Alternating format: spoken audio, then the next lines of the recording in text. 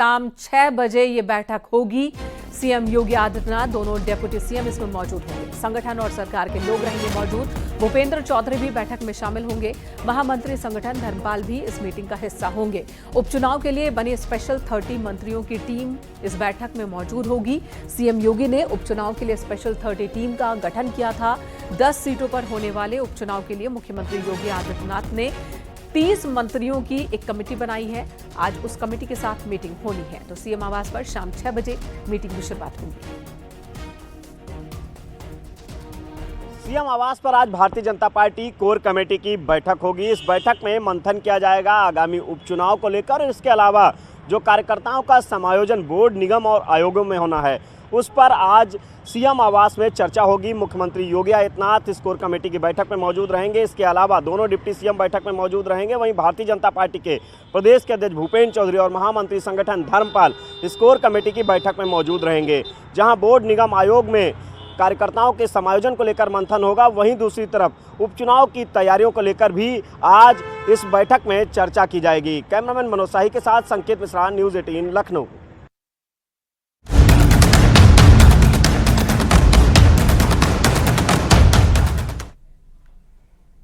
केंद्र सरकार ने वक्फ बोर्ड पर लगाम लगाने की तैयारी शुरू कर दी है और इसे लेकर शुक्रवार को कैबिनेट ने वक्फ बोर्ड में कुल 40 संशोधन को मंजूरी दी है। वक्फ एक्ट में ये संशोधन होंगे, जिसके तहत इसकी शक्तियों को सीमित कर दिया जाएगा और इस बारे में संसद के मौजूदा सत्र में ही बिल पेश हो सकता है। हालांकि संशोधन की सुगबुगाहट के बीच सियासत भी खूब हो रही है। इसी पर दिखाते हैं आपको ये रिपोर्ट।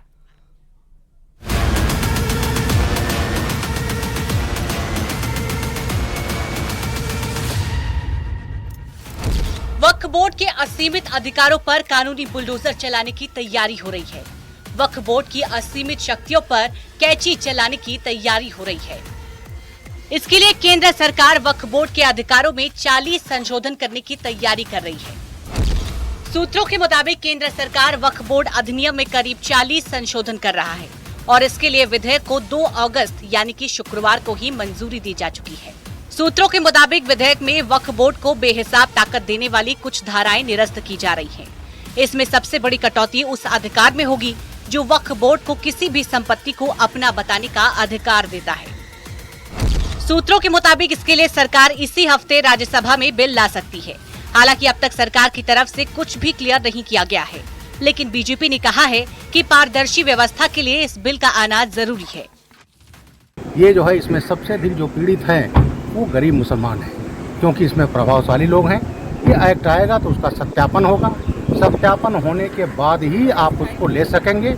अभी वक्त में इतने घपले हैं, माफियागिरी है, वो समाप्त होगी। वक्फ की अगर आप उठाकर देखें, हिस्ट्री देखें वक्फ की, जब से वक्फ बोर्ड कायम हुए हैं तब से अमेंडमेंट होता चला आ रहा है। कांग्रेस ने कई अमेंडमेंट किए, 2013 में आपने किया, लास्ट अमेंडमेंट तो कांग्रेस ने 2013 में किया।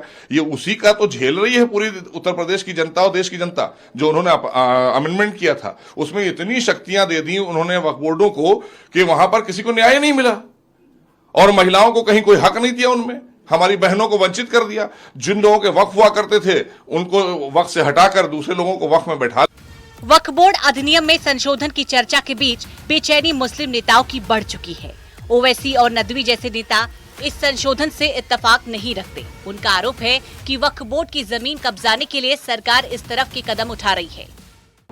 बीजेपी शुरू से वक्फ बोर्ड और वक्फ की प्रॉपर्टीज के खिलाफ रही है और इनका एक हिंदुत्व का एजेंडा है, आरएसएस का एजेंडा है कि वो शुरू से वक्फ प्रॉपर्टीज को और वक्फ बोर्ड को खत्म करने की कोशिशें करती रही हैं। अनावश्यक तौर पे जिस तरह से इन्होंने किसान कानून, उनको ज़रूरत नहीं थी कि हम तुम्हारे हित में लेकर के आ रहे हैं, ज़बरदस्ती वो कानून लाए, उनको वापस लेना पड़ा, सरकार की किरकिरी हुई। और जो ड्राइवरों के ऊपर वो लेकर के आए कानून, उस पर उनको उसको रोकना पड़ा, उस बिल को। तो इस टाइप की चीज़ें नहीं करनी चाहिए, हठधर्मी नहीं चलनी चाहिए। और अगर ये ज़बरदस्ती इस टाइप की कोई करेंगे तो यकीनन हम इनकी मुखालफत करेंगे। वक्फ बोर्ड के अधिकारों पर कटौती की खबर से मुस्लिम पर्सनल बोर्ड से लेकर विपक्षी पार्टियों में जबरदस्त खलबली है, क्योंकि वक्फ बोर्ड की संपत्ति को देखें तो भारत में वक्फ बोर्ड की संपत्ति दुनिया में सबसे बड़ी है। देश भर में 8 लाख एकड़ से ज्यादा जमीन वक्फ बोर्ड के पास है। सेना, रेलवे के बाद वक्फ बोर्ड के पास सबसे ज्यादा जमीन है। आंकड़ों के मुताबिक 8.7 लाख से ज्यादा संपत्ति है। 9.4 लाख एकड़ जमीन वक्फ बोर्ड के पास है। जमीनों पर ज्यादातर मस्जिद, मदरसा और कब्रगाह बने हैं। दरअसल दावा है कि वक्फ बोर्ड की ये जमीन दान में मिली है, लेकिन दावा ये भी है कि जिस भी जमीन पर वक्फ बोर्ड अपना दावा कर देता है उस पर अधिकार भी जमा लेता है। ऐसे में वक्फ बोर्ड अधिनियम में संशोधन से वक्फ बोर्ड की शक्तियां सीमित ही हो जाएंगी। Bureau report, news 18।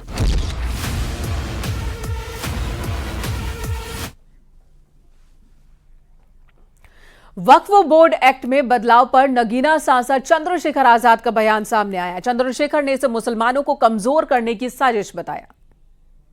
मुसलमानों की कितनी हितैषी है केंद्र और यूपी की सरकार और तमाम सरकारें बीजेपी की, इसकी से छिपावा नहीं। मैं फिर कह रहा हूं, आपका मकसद जो है इन वर्गों को कमजोर करना हो सकता है, ताकतवर करना नहीं हो सकता। कभी हम अच्छी तरह जानते हैं। उधर बांग्लादेश में तख्ता पलट हो चुका है। सेना ने बांग्लादेश की बागडोर संभाली है। पूर्व प्रधानमंत्री शेख हसीना बांग्लादेश से अगरतला पहुंच गई, जिसके बाद वो थोड़ी ही देर में दिल्ली पहुंच सकती हैं, जहां से उनके लंदन जाने की खबर है। वहीं तख्ता पलट के बाद प्रधानमंत्री हाउस में प्रदर्शनकारी घुस गए। उन्होंने प्रधानमंत्री हाउस में जमकर हंगामा किया, आगजनी भी की। 3 तस्वीरें आपको दिखा रहे हैं। बांग्लादेश में किस तरह से हिंसा भड़क रही है ये दिखा रहे हैं। अब तक 80 से ज्यादा लोगों की मौत हो चुकी है। इससे पहले भी एक बार हिंसा भड़की थी। हिंसा भड़कने का ये दूसरा दौर है। 80 लोगों की अब तक जान जा चुकी है। और इस बार बांग्लादेशियों को देखिए किस तरह से प्रधानमंत्री के आवास में घुस गए जो हिंसक प्रदर्शनकारी हैं। स्थिति ऐसी बन गई है कि शेख हसीना को अपना देश छोड़ना पड़ा है और वो बांग्लादेश छोड़कर भारत की तरफ आ रही है। भारत में शरण ले सकती हैं या फिर लंदन में। ये खबर आ रही है कि दिल्ली आने के बाद वो लंदन जा सकती हैं, लेकिन अपना देश उन्हें छोड़ना पड़ा, इस्तीफा देना पड़ा है शेख हसीना को। और इसी बीच अंतरिम सरकार बनाने की बात हो रही है सेना की ओर से बांग्लादेश के अंदर। तो बांग्लादेश में फुल टेंशन इस वक्त। दरअसल सरकारी नौकरी में 30% आरक्षण को लेकर बवाल की शुरुआत हुई। यहां रुकेंगे एक ब्रेक के लिए। खबरें ब्रेक के बाद भी जारी हैं। आप देख रहे हैं न्यूज़ 18 उत्तर प्रदेश उत्तराखंड।